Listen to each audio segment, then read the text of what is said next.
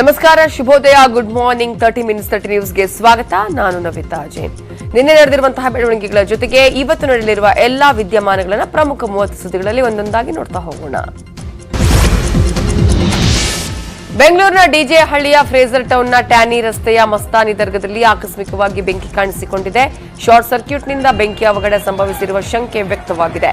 ಅಗ್ನಿಶಾಮಕ ದಳ ಸಿಬ್ಬಂದಿ ವಿಷಯ ತಿಳಿದ ಕೂಡಲೇ ಸ್ಥಳಕ್ಕೆ ಬಂದು ಬೆಂಕಿ ನಂದಿಸುವಲ್ಲಿ ಯಶಸ್ವಿಯಾಗಿದ್ದಾರೆ. ಅದೃಷ್ಟವಶಾತ್ ಯಾವುದೇ ಪ್ರಾಣಹಾನಿಯಾಗಿಲ್ಲ. ಡಿಜೆ ಹಳ್ಳಿ ಪೊಲೀಸ್ ಠಾಣಾ ವ್ಯಾಪ್ತಿಯಲ್ಲಿ ಪ್ರಕರಣ ದಾಖಲಾಗಿದೆ.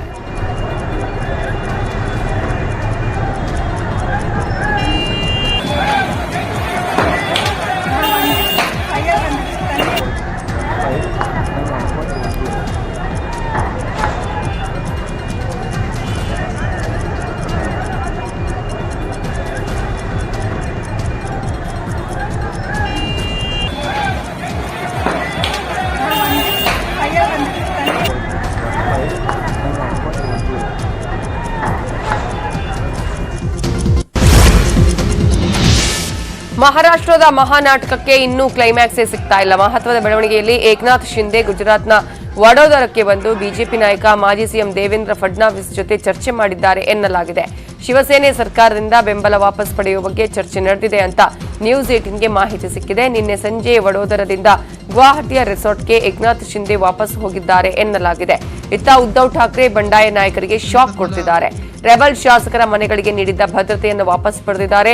ಇನ್ನು ಅನರ್ಹತೆಗೆ ಶಿಫಾರಸು ಮಾಡಿ ಡೆಪ್ಯೂಟಿ ಸ್ಪೀಕರ್ ಮೂಲಕ ನೋಟಿಸ್ ನೀಡಲಾಗಿದೆ. ನಾಳೆ ಸಂಜೆಯೊಳಗೆ ವರದಿ ಕೊಡಬೇಕಿದೆ. ಇಲ್ಲದಿದ್ದರೆ ರೆಬಲ್ಸ್ ಗುಂಪಿನಲ್ಲಿರುವ ಮಂತ್ರಿಗಳನ್ನ ಸಂಪುಟದಿಂದ ವಜಾಗೊಳಿಸಲು ಉದ್ಧವ್ ಠಾಕ್ರೆ ನಿರ್ಧರಿಸಿದ್ದಾರೆ. ನಾಳೆ ಮತ್ತಷ್ಟು ಹೈಡ್ರಾಮಾ ನಡೆಯುವ ಸಾಧ್ಯತೆಗಳಿವೆ. ಮುಂಜಾಗ್ರತಾ ಕ್ರಮವಾಗಿ ಮುಂಬೈನಲ್ಲಿ 144 ಸೆಕ್ಷನ್ ಜಾರಿಗೊಳಿಸಲಾಗಿದೆ. ಕೇಂದ್ರ ಸರ್ಕಾರದ ಅಗ್ನಿಪಥ್ ಯೋಜನೆ ಖಂಡಿಸಿ ಕಾಂಗ್ರೆಸ್ ದೇಶಾದ್ಯಂತ ಪ್ರತಿಭಟನೆ ನಡೆಸಲು ಮುಂದಾಗಿದೆ. ನಾಳೆ ದೇಶಾದ್ಯಂತ ಕಾಂಗ್ರೆಸ್ ಪ್ರತಿಭಟನೆ ನಡೆಸಲಿದೆ. ರಾಜ್ಯದಲ್ಲಿಯೂ ಅಗ್ನಿಪಥ್ ವಿರುದ್ಧ ಕಾಂಗ್ರೆಸ್ ಪ್ರತಿಭಟಿಸಲಿದ್ದು ಎಲ್ಲಾ ವಿಧಾನಸಭಾ ಕ್ಷೇತ್ರಗಳಲ್ಲಿ ಪ್ರತಿಭಟನೆ ನಡೆಯಲಿದೆ.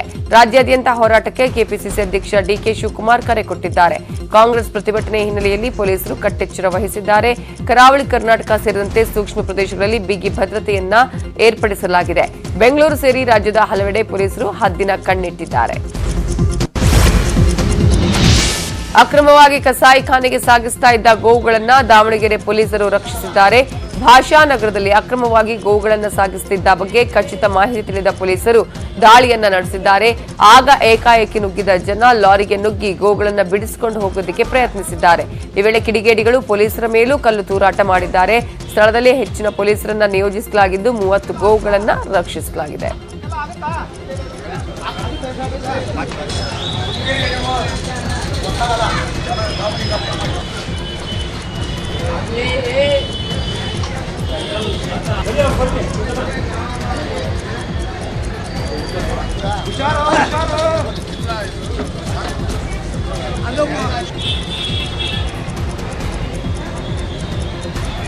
यार नहीं वो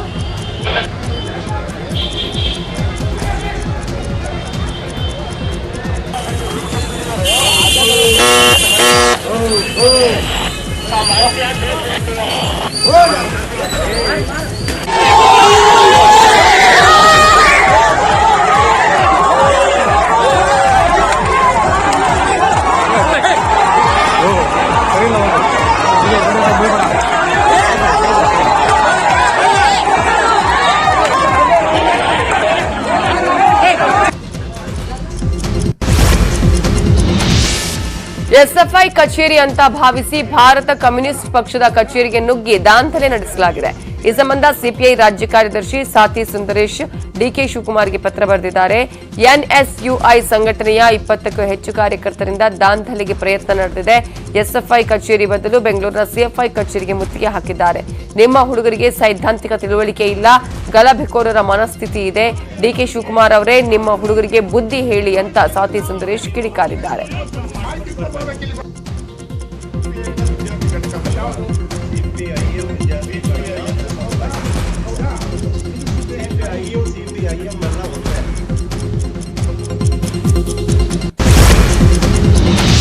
ಮುಂದಿನ ಬಾರಿ ನಾನೇ ಸಿಎಂ ಅಂತ ಮಾಜಿ ಸಿಎಂ ಎಚ್.ಡಿ. ಕುಮಾರಸ್ವಾಮಿ ಹೇಳಿಕೆ ಕೊಟ್ಟಿದ್ದಾರೆ. ತುಮಕೂರಿನ ಗಾಜಿನ ಮನೆಯಲ್ಲಿ ನಡೆದ ಕುಂಚಿಟಿಕ ಒಕ್ಕಲಿಗ ಸಮಾವೇಶದಲ್ಲಿ ಮಾತನಾಡಿದ ಕುಮಾರಸ್ವಾಮಿ, ಸ್ವಾಮೀಜಿಗಳ ಆಸೆ ಈಡೇರಿಸಿಯೇ ತೀರ್ತೇವೆ. ಪರಮ ಪೂಜ್ಯರು ಹೇಳಿದಂತೆ 2023ರಲ್ಲಿ ನಾನೇ ಮುಖ್ಯಮಂತ್ರಿ ಆಗ್ತೀನಿ ಅನ್ನುವ ನಂಬಿಕೆ ಇದೆ. ಅದು ಹೇಗ್ ಬೇಕಾದರೂ ಆಗಬಹುದು. ಜನರ ಆಶೀರ್ವಾದದಲ್ಲಿ ಪುನಃ ನಾನು ಸಿಎಂ ಆಗ್ತೀನಿ ಅನ್ನುವ ವಿಶ್ವಾಸ ಇದೆ ಅಂತ ಹೇಳಿದ್ರು. ನಿಮ್ಮ ಮನೆ ಮಗ ಪರಮ ಪೂಜ್ಯರು ಹೇಳಿದಂತ ರೀತಿಯಲ್ಲಿ 2023 ನಾನೇ ಕೊಡ್ತೀನಿ ಅಂತ ನಂಬಿಕೆ ಇದೆ. 2023 ನಾನೇ ಕೊಡ್ತೀನಿ ಅಂತ ನಂಬಿಕೆ ಇದೆ. 2023 ನಾನೇ ಕೊಡ್ತೀನಿ ಅಂತ ನಂಬಿಕೆ ಇದೆ. JDS ಕತೆ ಮುಗಿದೋಯ್ತು ಅಂತ ಏನೇ ಹೇಳುವುದು, ನಿಮ್ಮಂತವ್ರ ಆಶೀರ್ವಾದದಲ್ಲಿ ಪುನಃ ಮತ್ತೆ ಕೊಡ್ತಕ್ಕಂಥದ್ದು ನನಗೆ ವಿಶ್ವಾಸ ಇದೆ. ಅವರ ಆಶೀರ್ವಾದದಲ್ಲಿ, ನಿಮ್ಮಗಳ ಆಶೀರ್ವಾದದಲ್ಲಿ 2023 ಪುನಃ ಯಾವ ರೀತಿ ನಾನು ಮುಖ್ಯಮಂತ್ರಿ ಆಗ್ತಾನೆ ಗೊತ್ತಿಲ್ಲ. ನನಗೆ 2023 ಪುನಃ ಯಾವ ರೀತಿ ನಾನು ಮುಖ್ಯಮಂತ್ರಿ ಆಗ್ತಾನೆ ಗೊತ್ತಿಲ್ಲ.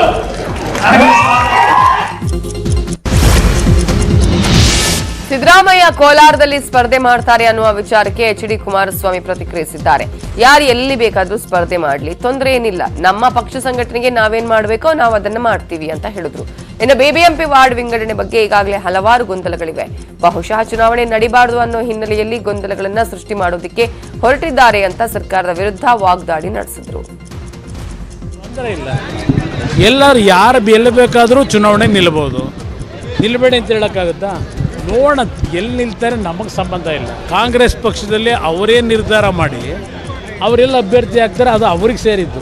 BBMP ವಾರ್ಡ್ ವಿಂಗಡಣೆ ಬಗ್ಗೆ ಈಗಾಗಲೇ ಹಲವಾರು ಗೊಂದಲಗಳೇನಿದೆ. ಬಹುಶಃ ಚುನಾವಣೆ ನಡೀಬಾರ್ದು ಅಂತಕ್ಕಂಥ ಹಿನ್ನೆಲೆಯಲ್ಲೇ ಒಂದು ಗೊಂದಲ ಸೃಷ್ಟಿ ಮಾಡಲಿಕ್ಕೆ ಹೊರಟಿದ್ದಾರೆ. ಅದು ನೋಡೋಣ ಮುಂದೆ ಏನೇನಾಗುತ್ತೆ ಡೆವಲಪ್ಮೆಂಟ್.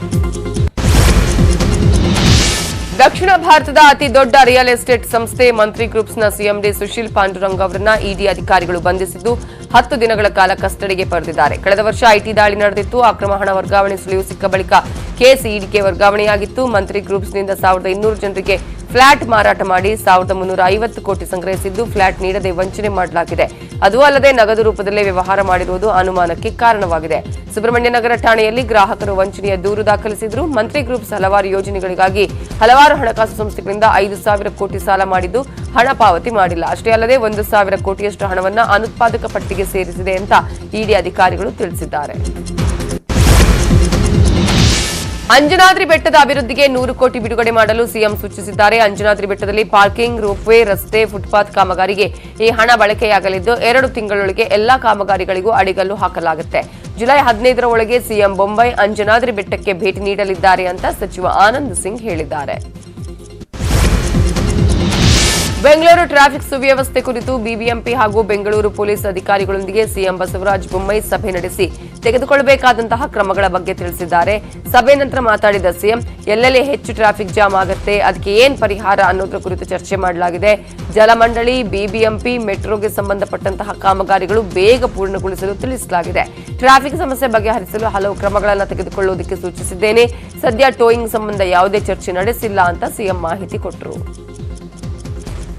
ಬೆಂಗಳೂರು ಟ್ರಾಫಿಕ್ ಬಗ್ಗೆ Bengaluru traffic police commissioner, traffic IG ಮತ್ತು DCPಗಳು, DG, BBMP commissioner, engineers, BWSSP ಎಲ್ಲ ಏಜೆನ್ಸಿಗಳ ಜೊತೆಗೆ ಸರ್ವೆಯನ್ನು ಮಾಡಿ ಎಲ್ಲೆಲ್ಲಿ ಟ್ರಾಫಿಕ್ ಜಾಮ್ ಆಗುವಂಥ ಜಂಕ್ಷನ್ಸ್ಗಳಿವೆ ಆ ಟ್ರಾಫಿಕ್ ಜಾಮ್ಗಳನ್ನು ನಿವಾರಣೆ ಮಾಡೋದಕ್ಕೆ ಏನೆಲ್ಲ ಕ್ರಮ ತೆಗೆದುಕೋಬೇಕು, ಸಿಂಕ್ರೊನೈಸಿಂಗ್ ಆಫ್ ದ ಸಿಗ್ನಲ್ಸು, ಆಮೇಲೆ PWSSP ಎಲ್ಲಿ ಪೈಪ್ಗಳನ್ನು ಹಾಕೋ ಸಲುವಾಗಿ ತೆಗೆದು ಹಂಗೆ ಇಟ್ಟಿದ್ದಾರೆ ಅವನ್ನೆಲ್ಲ ಕ್ಲಿಯರ್ ಮಾಡುವಂಥದ್ದು, ಡೆಬ್ರಿಸ್ ಕ್ಲಿಯರ್ ಮಾಡುವಂಥದ್ದು, ಮೆಟ್ರೋ ಕೆಲಸದಲ್ಲಿ ಎಲ್ಲೆಲ್ಲಿ ಕೆಲಸ ಮುಗಿಸಿ ಹಂಗೆ ಬಿಟ್ಟಿದ್ದಾರೆ ಅವುಗಳನ್ನು ಕ್ಲಿಯರ್ ಮಾಡುವಂಥದ್ದು, ಮತ್ತು ಕೆಲವೆಲ್ಲ ಮಳೆ ನೀರು ಬಂದು ಅಲ್ಲಿ ತೊಂದರೆ ಆಗಿದೆ, ಟ್ರಾಫಿಕ್ ಎಲ್ಲ ಇದಾಗಿದೆ, ಅದನ್ನು BBMP ಅವರು ಕೂಡ 50 ಸ್ಪಾಟ್ಗಳನ್ನ ಆ ಥರ ಇದ್ದಾವೆ ಅವುಗಳನ್ನು ಕ್ಲಿಯರ್ ಮಾಡೋದಕ್ಕೆ ಸೂಚನೆಯನ್ನು ಕೊಟ್ಟಿದ್ದಾರೆ.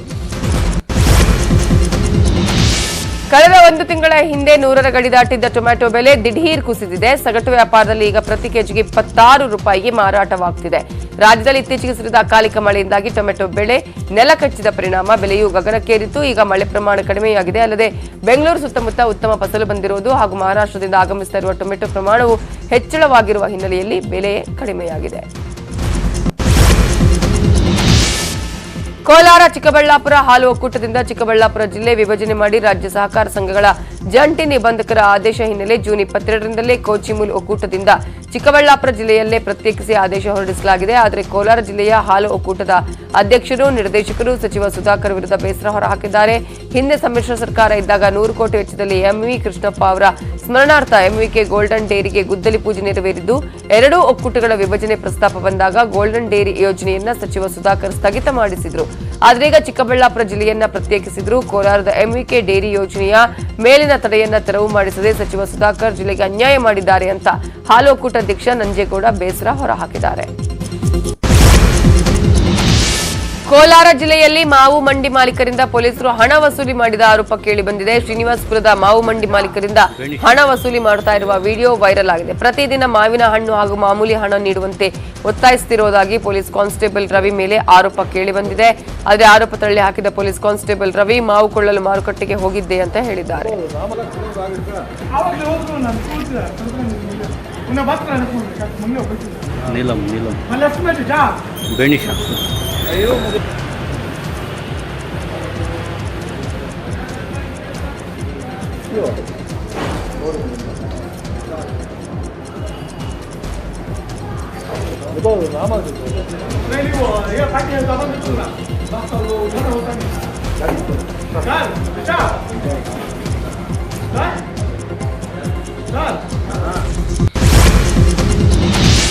ಯುವ ಬೆಂಗಳೂರು ಟ್ರಸ್ಟ್ ವತಿಯಿಂದ ಸರ್ಕಾರಿ ಶಾಲಾ ಮಕ್ಕಳಿಗೆ ಉಚಿತ ಶಾಲಾ ಕಿಟ್ ವಿತರಣೆ ಮಾಡಲಾಯಿತು. ಬೆಂಗಳೂರಿನ ಮಲ್ಲೇಶ್ವರಂ ಸಂಸ್ಥೆಯಾಗಿದ್ದು ಮಾಗಡಿಯಲ್ಲಿ ಸುಮಾರು 250ಕ್ಕೂ ಹೆಚ್ಚು ಸರ್ಕಾರಿ ಶಾಲೆಗಳನ್ನು ಗುರುತಿಸಿ ಅಲ್ಲಿನ ಮಕ್ಕಳಿಗೆ ಅಗತ್ಯ ಇರುವ ಕಿಟ್ಗಳನ್ನು ವಿತರಣೆ ಮಾಡಿದ್ದಾರೆ. 11 ಶಾಲೆಯ 400 ಜನ ವಿದ್ಯಾರ್ಥಿಗಳಿಗೆ ಉಚಿತವಾಗಿ ಶಾಲಾ ಕಿಟ್ಗಳನ್ನು ವಿತರಣೆ ಮಾಡಲಾಯಿತು.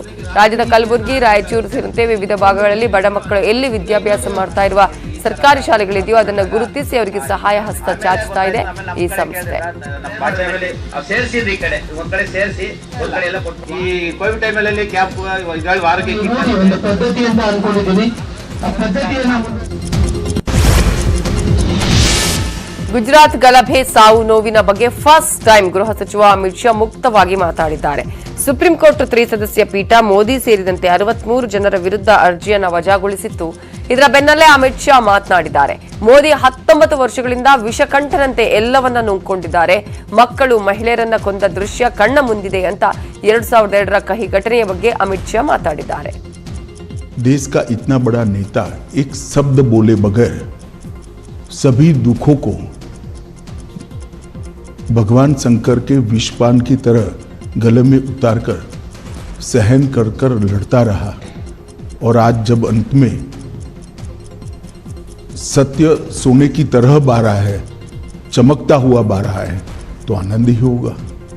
मैंने बहुत नजदीक से मोदी जी को इस दर्द को झेलते हुए देखा है, इस आरोपों को झेलते हुए देखा है और सब कुछ सत्य होने के बावजूद भी क्योंकि न्यायिक प्रक्रिया चालू है, हम कुछ नहीं बोलेंगे।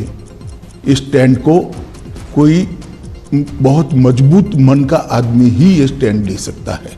देखिए, भारतीय जनता पार्टी की विरोधी राजनीतिक पार्टियां, कुछ आइडियोलॉजी के लिए राजनीति में आए हुए पत्रकार और कुछ एनजीओ ने मिलकर, ये त्रिकूट ने मिलकर ये आरोपों को इतना प्रचारित किया और इसका इकोसिस्टम भी इतना मजबूत था कि धीरे धीरे झूठ को ही सब सत्य मानने लगे। आज कोर्ट ने स्पष्ट कर दिया कि सरकार ने दंगा रोकने के लिए भरसक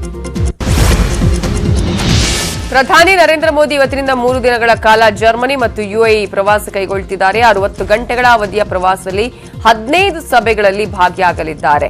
G7 ಶೃಂಗಸಭೆಯಲ್ಲೂ ಪ್ರಧಾನಿ ಮೋದಿ ಪಾಲ್ಗೊಳ್ಳಲಿದ್ದಾರೆ. ಜೊತೆಗೆ 12 ಜಾಗತಿಕ ನಾಯಕರ ಜೊತೆ ಪ್ರತ್ಯೇಕವಾಗಿ ಮಾತುಕತೆಯನ್ನ ನಡೆಸಲಿದ್ದಾರೆ. ಇತ್ತೀಚೆಗೆ ನಿಧನರಾದ ದುಬೈನ ದೊರೆ ಶೇಖ್ ಖಲೀಫಾ ಅವರಿಗೆ ಶ್ರದ್ಧಾಂಜಲಿ ಸಲ್ಲಿಸುವ ಸಲುವಾಗಿ ಜೂನ್ 28ರಂದು ಯುಎಇಗೆ ಭೇಟಿ ನೀಡಲಿದ್ದಾರೆ. ಅಯೋಧ್ಯೆಯಲ್ಲಿ ಶ್ರೀರಾಮ ಮಂದಿರ ನಿರ್ಮಾಣ ಕಾರ್ಯ ಚುರುಕುಗೊಂಡಿದೆ. ವಿಶೇಷ ಪೂರ್ಣಕುಂಭ ಪೂಜೆ ಸಲ್ಲಿಸಿ ಕಲ್ಲಿನ ವಿಶೇಷ ಕೆತ್ತನೆ ಮಾಡಲಾಗುತ್ತಿದೆ. ದೇಗುಲದ ಕಲ್ಲಿನ ಬಂಡೆಗಳನ್ನ ಕೆತ್ತನೆ ಮೂಲಕ ಶಿಲ್ಪಿಗಳು ಕೈಚಳಕ ತೋರಿಸ್ತಾ ಇದ್ದಾರೆ. दिसंबर 2023 तक करने का ಅಸ್ಸಾಂನಲ್ಲಿ ಪ್ರವಾಹದ ಅಬ್ಬರ ಹೆಚ್ಚುತ್ತಲೇ ಇದೆ. ಪ್ರವಾಹದಿಂದಾಗಿ ಸಾವನ್ನಪ್ಪಿರುವವರ ಸಂಖ್ಯೆ 118ಕ್ಕೆ ಏರಿಕೆಯಾಗಿದೆ. ರಾಜ್ಯದ 30 ಜಿಲ್ಲೆಗಳಲ್ಲಿ 45 ಲಕ್ಷಕ್ಕೂ ಹೆಚ್ಚು ಜನ ಪ್ರವಾಹದಲ್ಲಿ ಸಿಲುಕಿ ಪರಿಹಾರ ಕೇಂದ್ರಗಳಲ್ಲಿದ್ದಾರೆ. ಸಿಲ್ಚಾರ್ ನಗರ ಸತತ 5ನೇ ದಿನದಿಂದ ಪ್ರವಾಹದ ನೀರಿನಲ್ಲಿ ಮುಳುಗಡೆಯಾಗಿದೆ. ಸಿಲ್ಚಾರ್ನಲ್ಲಿ ಪ್ರವಾಹ ಪರಿಸ್ಥಿತಿ ಅರಿಯಲು 2 ಡ್ರೋನ್ಗಳನ್ನು ನಿಯೋಜಿಸಲಾಗಿದೆ. ಡ್ರೋನ್ ಮೂಲಕವೇ ಪ್ರವಾಹ ಪೀಡಿತ ಜನರಿಗೆ ಪರಿಹಾರ ಸಾಮಗ್ರಿ ಒದಗಿಸಲಾಗುತ್ತಿದೆ. ಇನ್ನು ಮೇಘಾಲಯದ ಸೋನಾಪುರದಲ್ಲಿ ಭೂಕುಸಿತ ಉಂಟಾಗಿದ್ದು ಜನ ಕೆಸರಲ್ಲಿ ದಾಟ್ತಾ ಇರುವ ವಿಡಿಯೋ ಎಲ್ಲಾ ಕಡೆ ವೈರಲ್ ಆಗ್ತಿದೆ.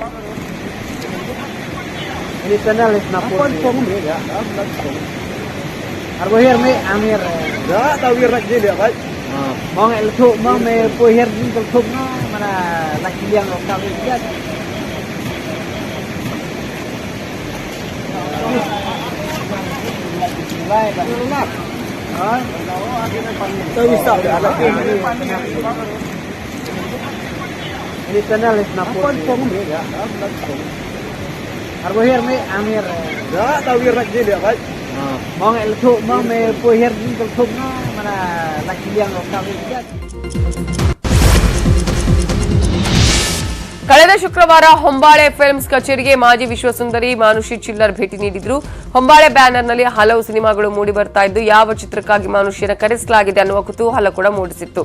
ಇದೀಗ ಸಿಕ್ಕಿರುವ ಮಾಹಿತಿ ಪ್ರಕಾರ ಯುವರಾಜ್ ಕುಮಾರ್ ಅಭಿನಯದ ಸಿನಿಮಾಕ್ಕೆ ಮಾನುಷಿ ಚಿಲ್ಲರ್ ನಾಯಕಿ ಆಗ್ತಿದ್ದಾರೆ ಎನ್ನಲಾಗ್ತಿದೆ. ಇವತ್ತಿನಿಂದ ಭಾರತ ಐರ್ಲೆಂಡ್ ನಡುವೆ T20 ಕ್ರಿಕೆಟ್ ಪಂದ್ಯಾವಳಿ ನಡೆಯಲಿದೆ. ಡಬ್ಲಿನ್ ಕ್ರೀಡಾಂಗಣದಲ್ಲಿ ಪಟೇಲ್ ನಡೆಯಲಿದ್ದು ನಾಯಕ ಹಾರ್ದಿಕ್ ಪಟೇಲ್ ಟೀಮ್ ಶುಭಾರಂಭ ಮಾಡುವ ಹಾರ್ದಿಕ್ ಪಟೇಲ್ ಈಗಾಗಲೇ ನಿರೀಕ್ಷೆಗಳು ಕೂಡ ಇದೆ. ಈ ಹಿನ್ನೆಲೆಯಲ್ಲಿ ಈಗಾಗಲೇ ಡಬ್ಲಿನ್ ಕ್ರೀಡಾಂಗಣದಲ್ಲಿ ಫೈಟ್ ನಡೆಯೋದಕ್ಕೆ ಎಲ್ಲಾ ರೀತಿಯಾದಂತಹ ಸಿದ್ಧತೆಗಳು ನಡೆದಿದೆ.